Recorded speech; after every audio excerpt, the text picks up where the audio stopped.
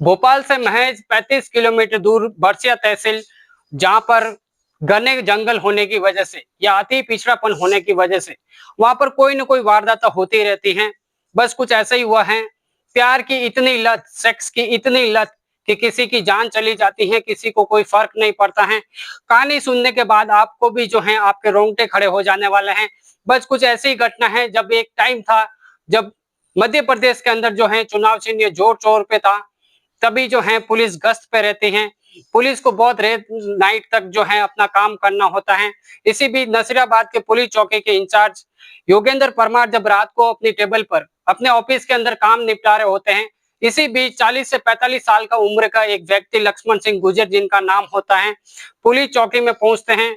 तो police inspector Devendra Parmar उनको देखते हैं कि ये व्यक्ति आखिर किस लिए आया है।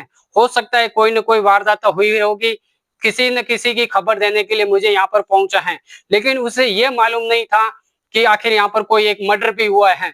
जब उसे पूछताछ की जाती है तो वो इंसान बताता है, वो शख्स बताता है कि साहब, मेरे घर पर मेरे भाई की लाश पड़ी है, मेरा भाई का जो है गला काट दिया गया है और वो बेरहमी से उनकी मौत को घाट उतार दिया है किसी ने।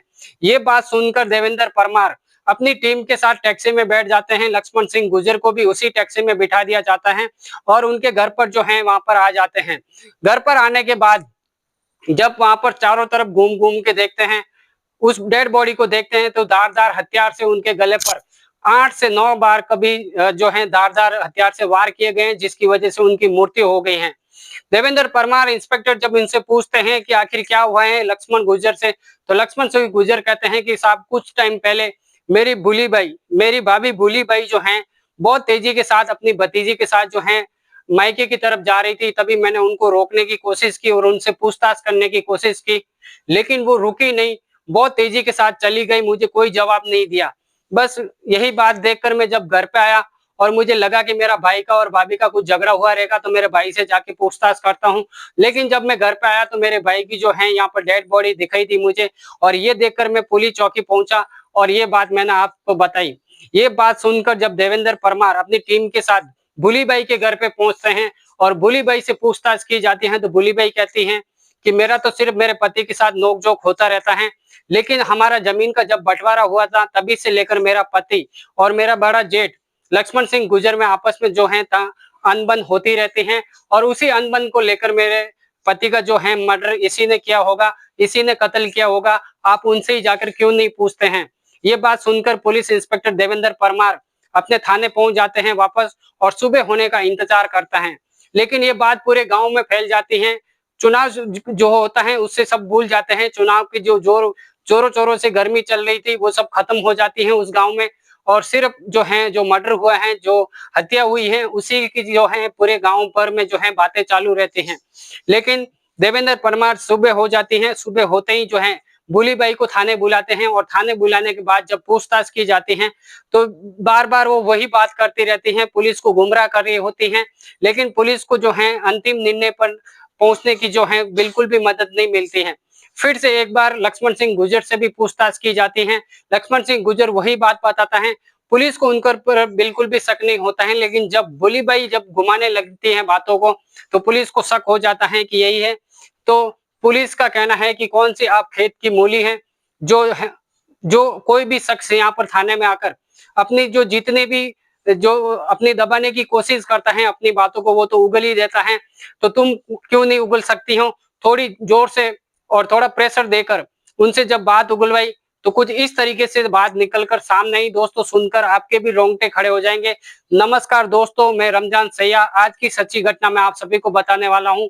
मध्य प्रदेश के भोपाल के बैरसिया तहसील की ये कहानी है, जहाँ पर एक महिला भूलीबाई जिसका नाम होता है, पुलिस के पकड़ने के बाद जब उनकी पूछताछ की जाती है और पूछताछ में उनसे पता चलता है, और ये पता सुनकर आप भी जो है आपके भी रोंगटे खड़े हो जाने वाले हैं। बात कुछ इस तरीके से होती है। भूलीबाई का कहना है कि मेरा पति का जब घर का बंटवारा हो जाता है, जमीन का बंटवारा हो जाता है, तो हमारे पास खेती करने के लिए कम साधन होते हैं, हमारे पास इतने खाने पीने के कोई भी साधन की कमी होती है, जिसको लेकर मेरा पति जो है बाहर कमाने चला गया है। साल में एक बार आता है, 5 या 6 दिन रुकता है और फिर वो काम पे चला जाता है। मेरा जो बड़ा लड़का है, मैं अपने बड़े लड़के को जो है मैं अपने मायके छोड़ आई हूँ। मेरे पास सिर्फ मेरी एक लड़की है। मैं अपनी खेती-बाड़ी करती हूँ और उसी में खुश रहती हूँ। मेरा पति जब भी आता है 5-6 दिन में, साल में 1 बार, तब मैं उनके साथ कुछ 4-6 दिन जो है अच्छे से बिता लेती हूँ, फिर वो चले जाते हैं। इसी तरीके से मेरा जो है गुज़ारा चल रहा था। लेकिन एक दिन क्या हो जाता है कि मेरा जो चचेरा भतीजा है, चचेरा देवर जो है, जिसका नाम होता है प्रेम सिंह। प्रेम सिंह क्या करता है कि एक जवान होता है, एक आधी उम्र का होता है और भोली देवी की उम्र होती है 35 साल की। तो उस 35 साल की उम्र में जो है उसकी जवानी पूरे जोश पे थी और यही चीज़ देखकर प्रेम सिंह भी जो है उसको बार-बार देखा करता था। लेकिन प्रेम सिंह को इतनी लत थी कि वो अपने पोर्न साइट पर जाकर ऐसी वीडियो देखता था, सेक्स की वीडियो देखा करता था और वो देखते-देखते जब एक दिन अपने दोस्त पन्नालाल के पास जाता है और उनसे कहता है कि पन्नालाल, मुझे कुछ आइडिया दो, मुझे कुछ एक गर्लफ्रेंड पटानी है क्योंकि मुझे जो है कुछ ऐसी लत लग रही है, मुझे जो कुछ करना है वो किस तरीके से किया जाए। तो पन्नालाल उसको एक ऐसी एडवाइस देता है कि बगल में छोरा गाँव में ढिंढोरा, इस तरीके की कहानी बताकर वो चला जाता है। जिसके बाद प्रेम सिंह अंदर ही अंदर सोचता रहता है कि आखिर इसने क्या बात की है, किसके बारे में बात की है। पूरी रात बीत जाती है, फिर से सुबह होती है और पन्नालाल के पास पहुँच जाता है और पन्नालाल से कहते हैं कि आखिर तुमने मुझे वो बात नहीं बताई कि आखिर मुझे जो है तुमने किसके बारे में कहा है। तब जाकर पन्नालाल कहते हैं कि तुम्हें कुछ खर्चा करना पड़ेगा और जैसे ही तुम खर्चा करोगे मैं तुम्हें ये पूरी बात बता दूँगा। तो जैसे ही जो है एक मुर्गी और दारू लेकर पहुँचता है पन्नालाल के पास। खाने-पीने के बाद पन्नालाल बताता है कि तुम एक काम करो, तुम्हारी जो भाभी है भोली बाई, जिसकी जवानी काफ़ी अच्छी है, काफ़ी रंग बिखरी हुई है, तुम उसी के ऊपर डोरे क्यों नहीं डालते? वो तुम्हारे बस में हो जाएगी, वो किसी को घास नहीं डालती है, आखिर उसका जो पति है वो साल भर बाहर रहता है, उसे भी तो ज़रूरत होगी। उसके हुलिया, हाव-भाव, उसके बारे में पूरी कहानी बताता है। तो प्रेम सिंह के दिमाग में चढ़ जाती है और प्रेम सिंह उनके घर पर आना-जाना चालू कर लेता है। हमेशा उनके घर पे आना-जाना, उनसे बातें करना, उनका कुछ काम रहेगा तो वो करना। इस तरीके से चलते-चलते प्रेम सिंह एक बार फिर सोचता है कि कहीं किसी को पता चल जाएगा तो मेरे साथ मारपीट हो जाएगी या फिर गाँव में पता चल जाएगा। इस तरीके से वो सोचते-सोचते आखिर उनसे बातें करते रहते हैं। फिर ऐसे ही कुछ बातें करने लग जाते हैं जहाँ पर भोली बाई भी जो है उसको इग्नोर करने लग जाती हैं। लेकिन एक दिन ऐसा आता है कि जब अपने मोबाइल से निकाल कर पोर्न वीडियो जो है काफ़ी हिम्मत करने के बाद प्रेम सिंह जो है भोली बाई को दिखा देता है और भोली बाई भी देख के कान छिड़छिड़ाने लग जाते हैं। उनको भी जो है गर्मी बढ़ जाती है, लेकिन उस दिन वहाँ पर कुछ भी नहीं होता ऐसा। लेकिन धीरे-धीरे जाके आगे जो है दोनों जन आपस में मिल ही जाते हैं।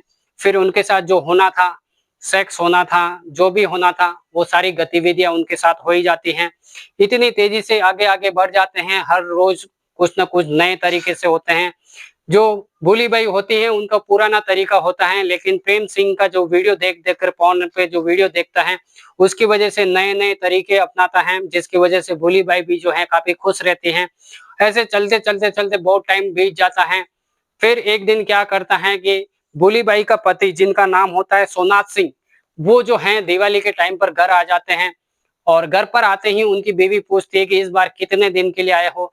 तो सोनाथ सिंह जो कहता है कि मैं इस बार 4 से 5 दिन के लिए नहीं आया हूँ, बल्कि मैं पूरे महीने भर के लिए आया हूँ। मैं इस बार इस साल जो है 1 महीना यहीं बिताने वाला हूँ और ये बात सुनकर भोली बाई जो हैं नर्वस हो जाती हैं, टेंशन में आ जाती हैं कि अगर ये 1 महीना यहाँ पर रहेगा, तो मैं जो है प्रेम सिंह से कैसे मिलूँगी, उनके साथ कैसे संबंध बनाऊँगी, इस तरीके से वो सोचना चालू कर लेती हैं।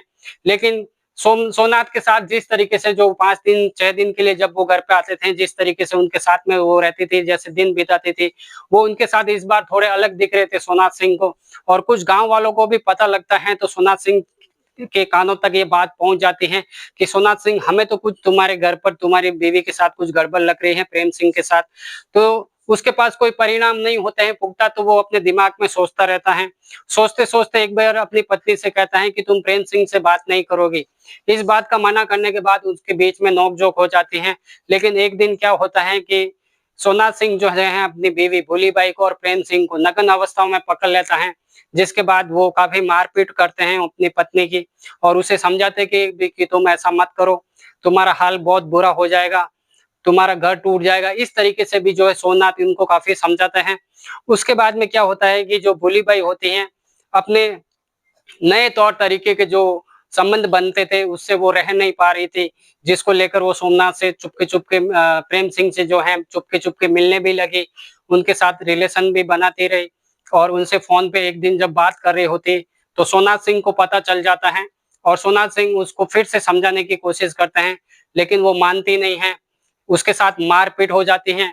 तो प्रेम सिंह को ये बात पता चलती है कि फूली बाई के साथ मार-पीट की है, तो प्रेम सिंह जो है पन्नालाल के पास जाते हैं और उनको ये कहानी बताते हैं कि उनके साथ मारपीट हुई, उनको पता चल गया है, मैं भी उसके बिना रह नहीं पा रहा हूँ, वो भी मेरे बिना रह नहीं पा रही है, मुझे तो उसके हाथ काट डालने चाहिए, मुझे तो उसके पैर काट डालने चाहिए, इस तरीके की बात जो है पन्नालाल से करता है।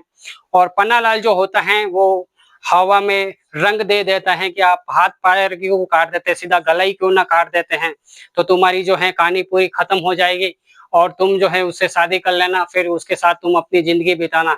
इस तरीके की बात सुनकर जो है प्रेम सिंह अपनी भोली बाई अपनी लवर को जो है वो ये कहानी बताता है कि तुम एक काम करो, तुम अपने पति को ही खत्म क्यों नहीं कर देती हैं, मैं भी उसमें साथ में मिलकर तुम्हारा साथ दूँगा। ये बात सुनकर जब सोमनाथ सिंह को जब शाम को खाना दिया जाता है, खाना देने के बाद जब सो जाते हैं, तो भोली बाई जो है अपने प्रेमी को प्रेम सिंह को जो है घर पे बुलाती हैं और घर पे बुलाने के बाद प्रेम सिंह जो होता है पन्नालाल को भी बुला लेते हैं। सोते हुए सोमनाथ सिंह के ऊपर कुल्हाड़ी से पूरे जोर तरीके से वार करते हैं और उनका गला काट दिया जाता है, 5-6 बार उसके ऊपर वार कर दिया जाता है। सोमनाथ सिंह नीचे से ऊपर कब पहुँच जाते हैं उनको कभी पता ही नहीं चलता है। वो नींद में ही जो है वहाँ पर मर जाते हैं, उनका जो है समाप्त हो जाता है। इस तरीके की ये कहानी है दोस्तों। आप भी हमेशा सतर्क रहिए, सावधान रहिए और हमें दीजिए इजाज़त। जय हिंद।